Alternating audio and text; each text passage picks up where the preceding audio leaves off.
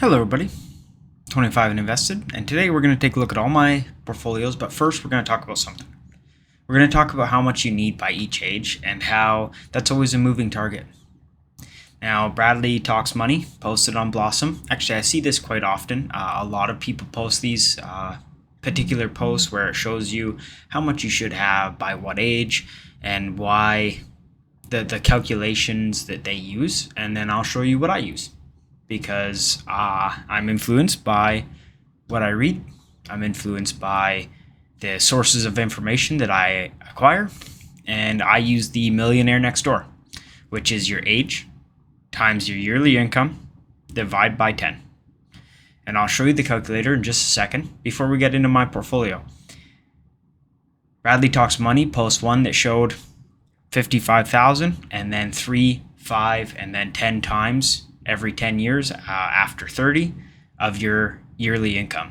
So by the time you hit 50, I believe it showed 6 times your average yearly income. And then by the time you hit 67, I believe it's supposed to be 10 times your yearly income.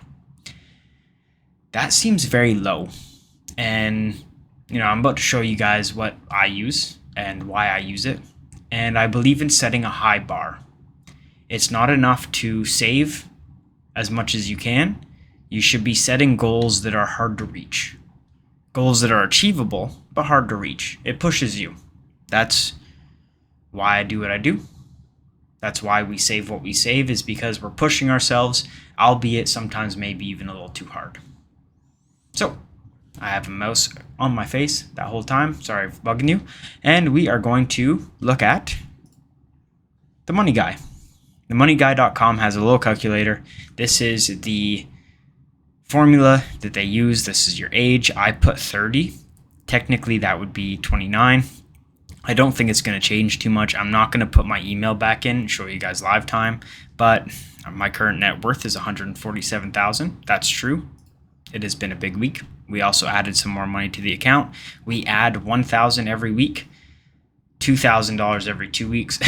We could spread it out 1,000 every week, but instead every time my wife gets paid, that whole paycheck does go into our portfolio, which is every 2 weeks. And it's about 2,000 every 2 weeks. So we're doing good. $1,000 a week. Damn. Going back. And as you can see here, we are not prodigious earners of wealth. As a matter of fact, we're not even average accumulators of wealth. Now, this kind of burns. And this takes into consideration that we've had huge changes just this past year. So a part of the problem with doing the calculations this way is that it's not very forgiving for startup investors. We've only been investing for about 3 years now, maybe a little more than 3 years, which is not a long time in the grand scheme of things. It is really not a lot of time. So it kind of shows we are under where we should be. I would like to hit that 330,000. That would be so nice, but it is very unlikely. And it's a moving target. So even if we did hit that $300,000, if we changed how much we were making and how much we were spending, then that would change the formula to be more than that. So it's a high bar, but that's because I like to set high bars. This is not the same for every person. Just because I do it does not mean that it's going to work for you. Just because these are my goals does not mean that they should be your goals. We're different. We need to be treated different. So, let's move on to my portfolio. We're going to start with my wife's. I'll show you that all time. I did zoom in quite a bit. So we'll start with my wife's. This is mine. And my wife just added a couple $1,000, about $2,000, bringing her book value to $33,248. I don't know why it's such an odd number. I gotta talk to my wife about that. Maybe we could round it up before, continuing. And yeah, as it turns out, she has a little over 1,000 shares of Xeqt. Now, we did just get paid dividend, which means that we will be reinvesting those dividends. Her account is 100% Xeqt. she has a 5.78% gain. This account is very new, and we have put a lot of money into it rather quickly. $1,000 a week, $2,000 every 2 weeks, it's the same thing. We're putting money into it quick. A little over $4,000 a month, plus we also put in, I believe, $10,000 starting up at the beginning of the year. That was off the back of buying a car. It's going quick. So, other than that, let's move on to mine. And it has been a hell of a week. On the weekly, we are up 1.18%. All time, the account is up 37.28%. It has been a large week. We have cash. This will be reinvested into Xeqt. This was Xeqt's payout date yesterday, or rather this morning. So it just hasn't made it to the accounts yet. Apple up 58%. Actually, we're just going to talk about the big changes. Alibaba has had a huge week.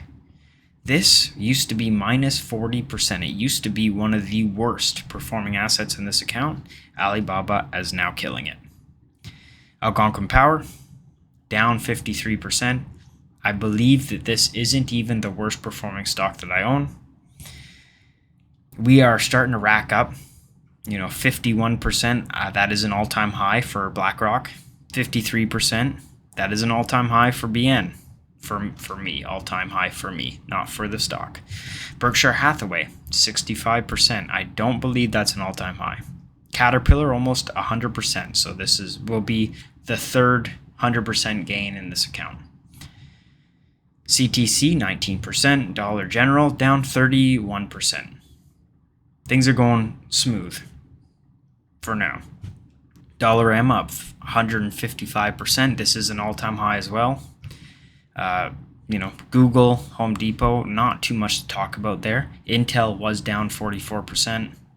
It is now back to minus 30%. Not bad. And Meta, the next all-time high. This is the highest I've ever seen it. This is the highest it's been in my portfolio. It is 201%. Damn, that's a lot. It makes me kind of, the ultimate regret. Should I put more money in? It's hard not to think about these things when you could see it right in front of you, what you should have done and what you could have done. But ultimately, I would have done it the exact same way again and again, and it's just not worth thinking about that. Microsoft, 62%, MO, 27%. That's actually pretty nice considering the dividend payout on MO. Ulta Beauty, back in the positives, and NewTek. Oh, actually, NewTek is not the worst performing stock. I did think that this was the worst performing stock. It is, in fact, Algonquin Power. So, Algonquin Power takes the bottom spot from NewTek from last week. VIG up 24%, Walmart up 80%. I didn't realize that. Very nice Walmart. And Xeqt up 18.51%. This is the highest that I've seen Xeqt in this portfolio. Very nice. Moving on, we're going to go to the non-registered. Actually, we're not going to go to the non-registered. We're going to go to the First Home Saves account because it's just like my wife's account. And it moves around exactly like my wife's account. It is all Xeqt. It did just get paid dividends. I will be reinvesting that. And that's it. Very nice. It adds to the net worth. It is going to be around for 15 years. The maximum it can be. Crypto has been awful. This past month is up 14%. That is, it's not doing too great. It's down 20%. I do have Bitcoin that actually is in the positives, although everything else is in the negatives. Even ADA, which is staking, which I actually got a bit of money from staking. Not money. I got a few crypto from staking. 1, 2, 3, 2, 5. 4, 5. Very cool. So I'm staking it. I will be investing in any crypto that lets me stake it. It's just going to be like a fun little reward system for myself, even though it is doing terribly. Moving on to the non-registered account, which is the fun account. I did make a few posts. Somebody did respond. I am down 10.55% in this account. I have a few winners. I have a lot of losers. And you can see that the proof is in the pudding. I did just buy XXII, and they are immediately down, as they usually are. ITE, i3 Electrical, is being bought out by another company. That's probably why I see it pretty close to flat. Typically that happens. Metamaterials is just about to be delisted. I am down 98.3%, and that is when I bought it, when it was already down 75%. So a few people definitely lost their shirts on that one. Moving on, Prairie Provident Resources, which is an early pick, is down 60%. Pool is back to flat, and as you can see, $10.50. That is because I bought Pool, and it was up at one point over 100%. Damn.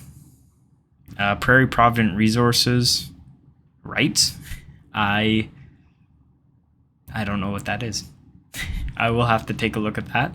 That is hilarious and strange. Maybe they separated a division and I got 200 shares or $2 worth. Strange things happen in this account. It's just the fun of it. Oh my god. I don't even know what's going on. I gotta take a look apparently. I've been sleeping on it. I've been working so hard lately. XXII 22 Century. I've had this for exactly 4 days and I'm down 22%. Damn, it is also a US holding, so we will see how that plays out. Anyways, thanks for watching. I like to end on a goofy note. The non-registered account is very fun. Even though I don't spend too much time talking about it, I do spend a lot of time looking at it. I do get a lot of emails, a lot of booklets and things at home that, for investing, for investing in these small companies, they typically get bought out, and then I get huge books. Like huge books. This is them buying it out. So it's fun. I enjoy it. Makes me feel like an investor, even though lately I've been taking a step back and just investing in Xeqt. Anyways, we're up to $147,000. Thanks for watching. Hello, Sep. Goodbye, Jason. Thanks for watching. Bye now.